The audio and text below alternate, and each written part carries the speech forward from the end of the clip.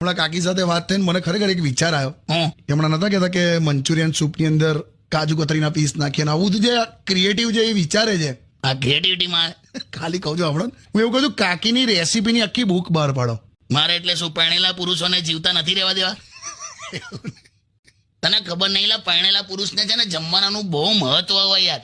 એમ પણ રાષ્ટ્રીય સમસ્યા શું છે?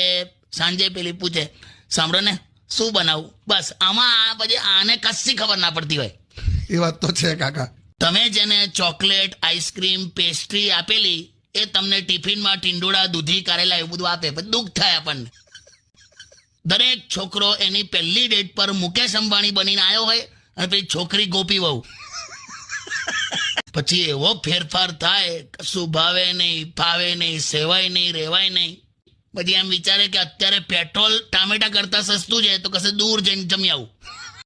અને જમવાનામાં કેવું છે, હા આળસુ પત્ની અને શાંત પતિ, આ કોમ્બિનેશન એટલે સાંજે ખીચડી. ક્યાં વાત હે. ફ્રીજમાં મીઠાઈનું બોક્સ પડ્યું હોય ને હા તો જ્યાં સુધી પૂરું ના થાય ત્યાં સુધી પુરુષને વારે વારે પાણી પીવાની ઈચ્છા થયા કરે. સમજો?